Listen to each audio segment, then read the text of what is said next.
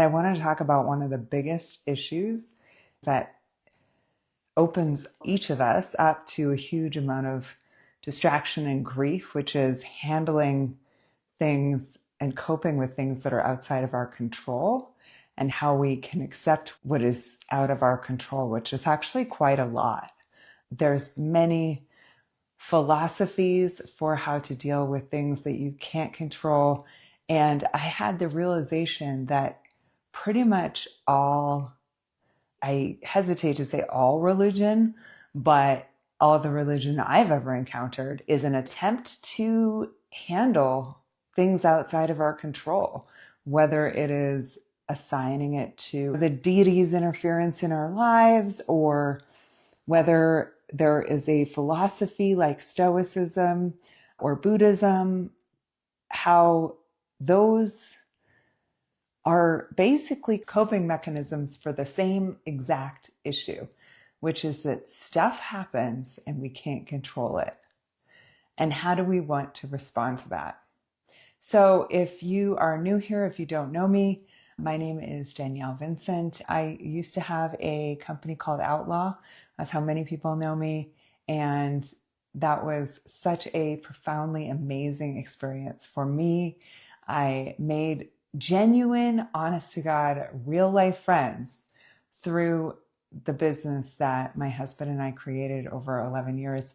And it was amazing to me how the world expanded when I undertook this project. But also, in addition to that, it brought about some of the most traumatic and awful experiences of my life.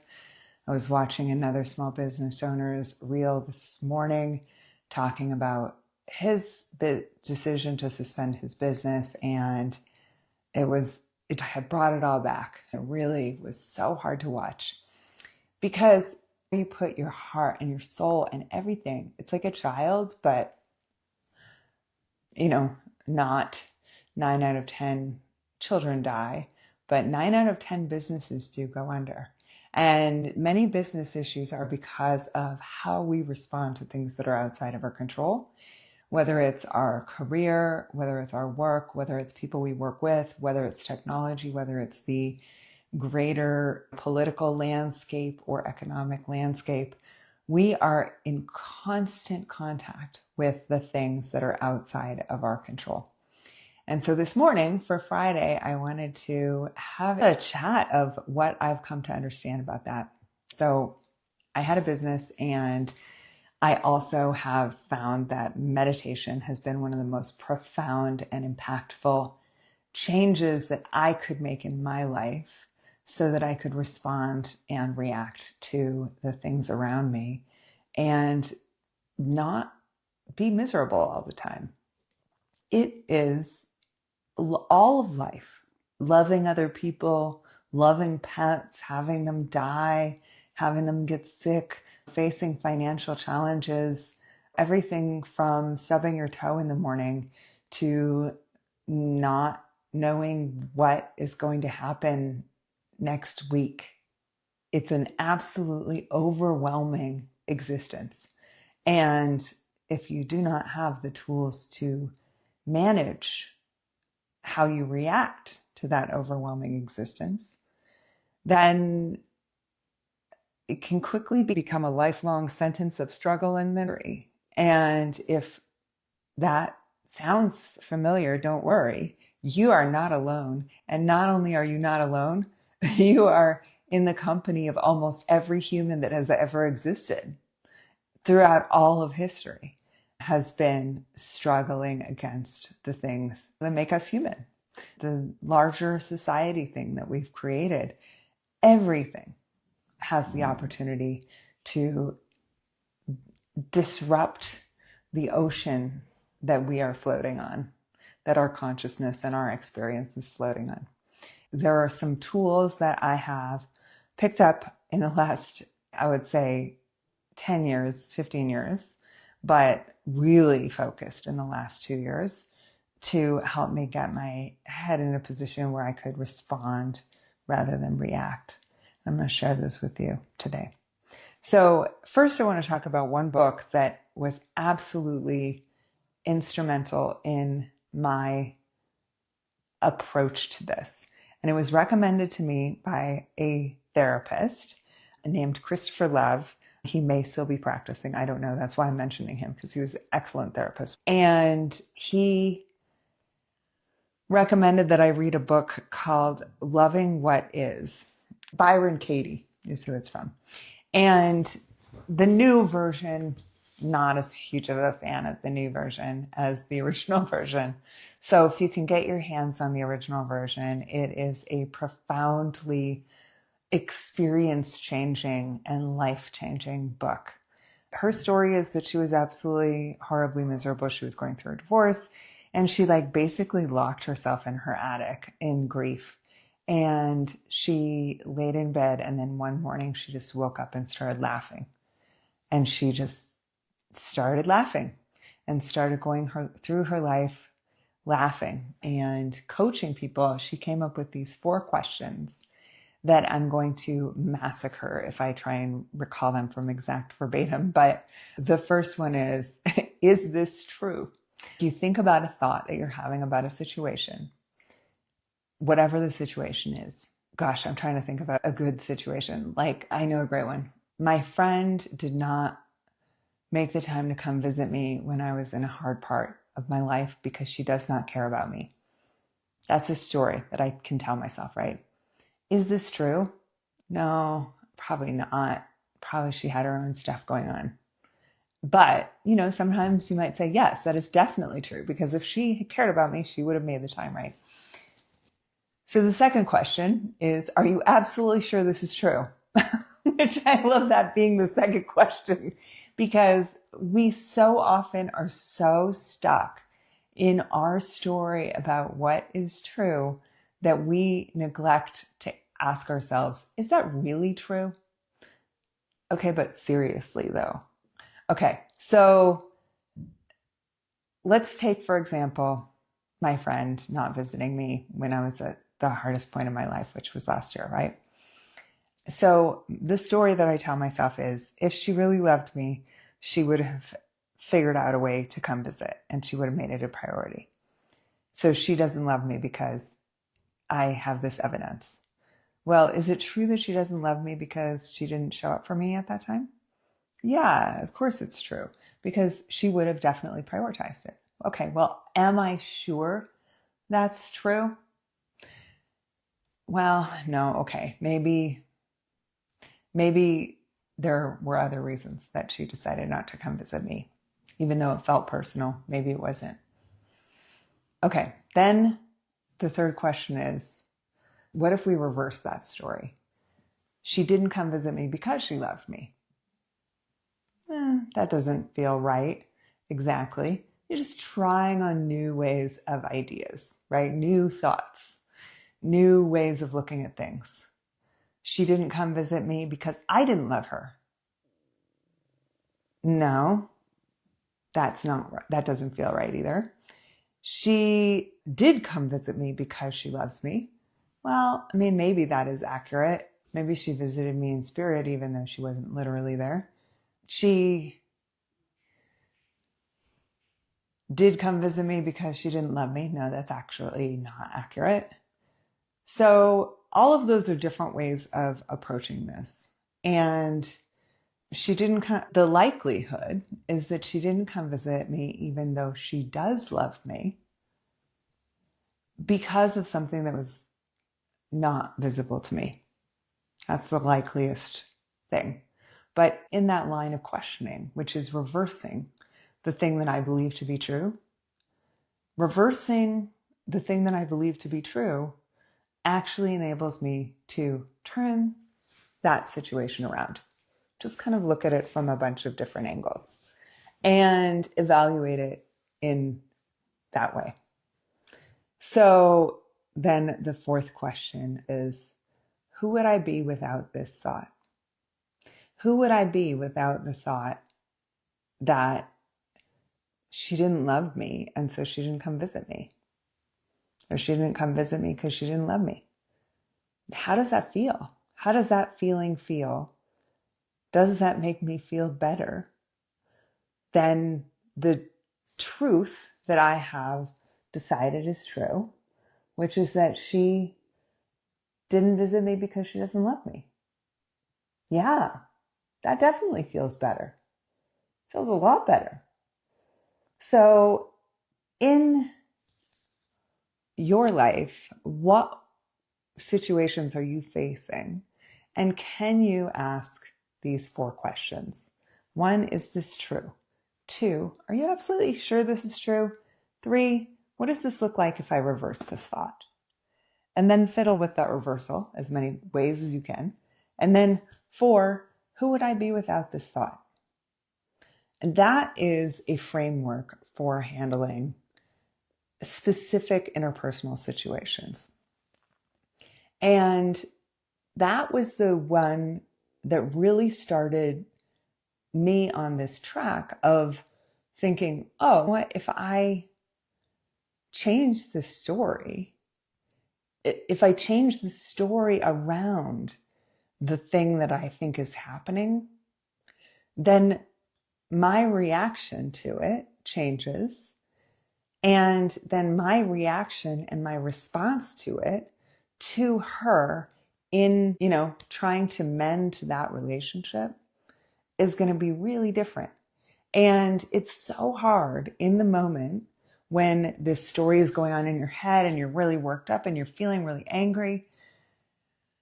That is so hard to take a pause. Taking that pause is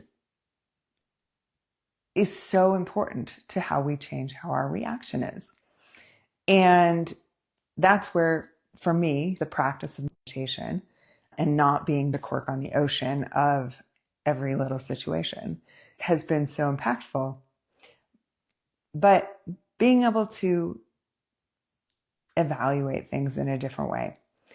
Now, I mentioned that much religion and philosophy has to deal with accepting or dealing with the things that we can't control. And I would say that all of our lives, our entire lives, the experience of our entire lives comes down to the response that we have to every situation in our lives, whether it is a positive, productive one that takes us more in the direction of the things that we want to do and the places we want to go, or if it is a reaction that takes us away from the things that we want to do and the places that we want to go. Let's say that we want to have a loving relationship, loving, productive, kind, equal, compassionate relationship with our partner. And in a moment, we feel dismissed.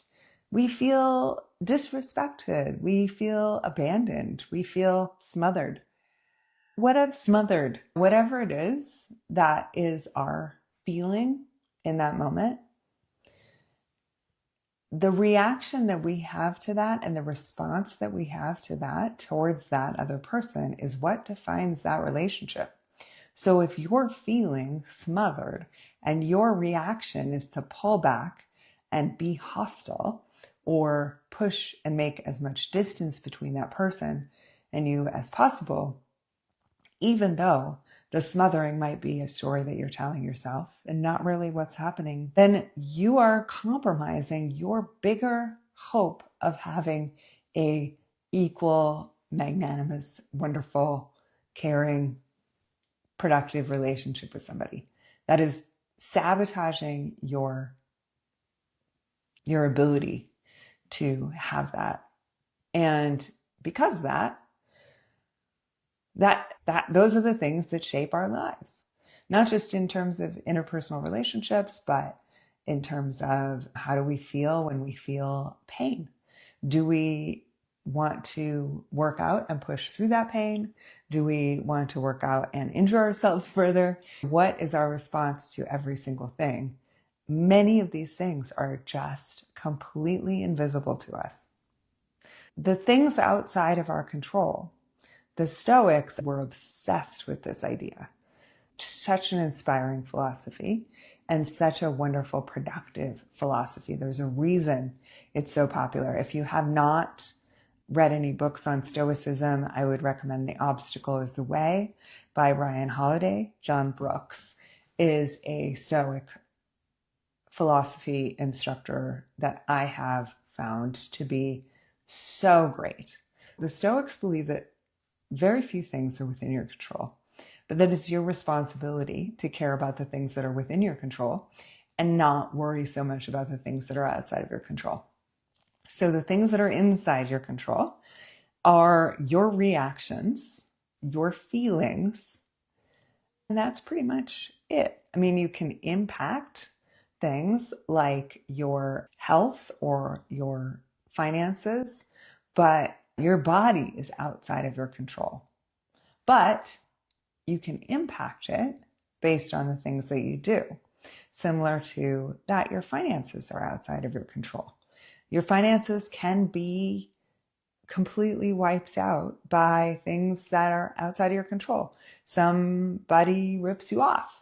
You can decide how you want to react to that. You can decide how you want to respond to that.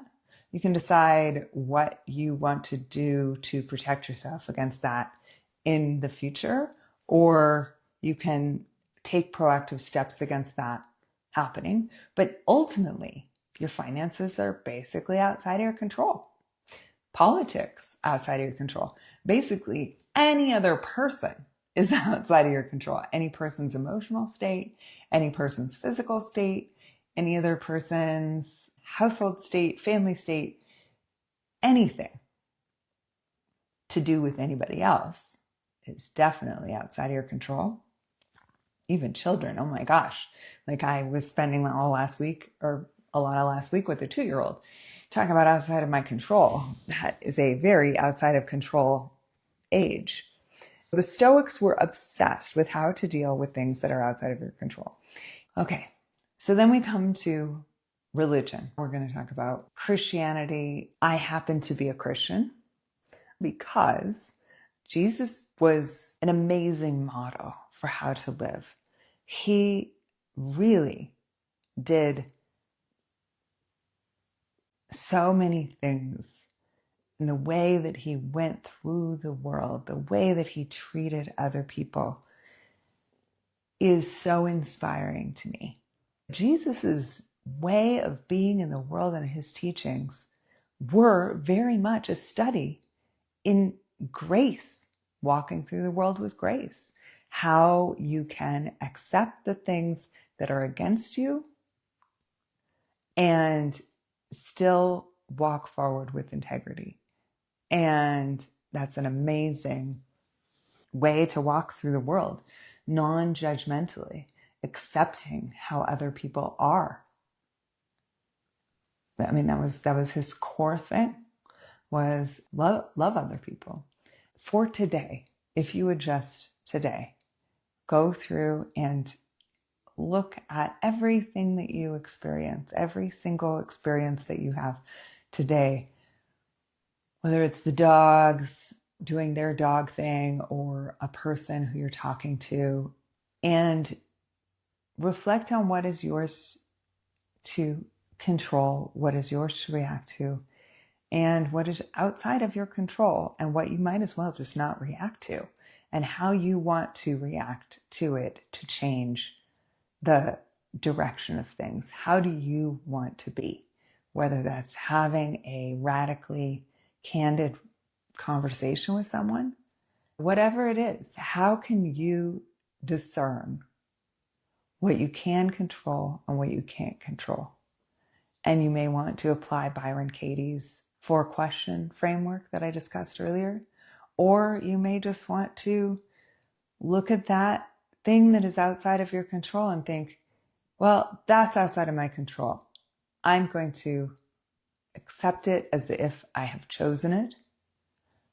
Not saying that you're responsible for everything, but just saying from a philosophical standpoint, accepting it as if you had chosen it and moving forward with it from there. That is what I hope for you for today.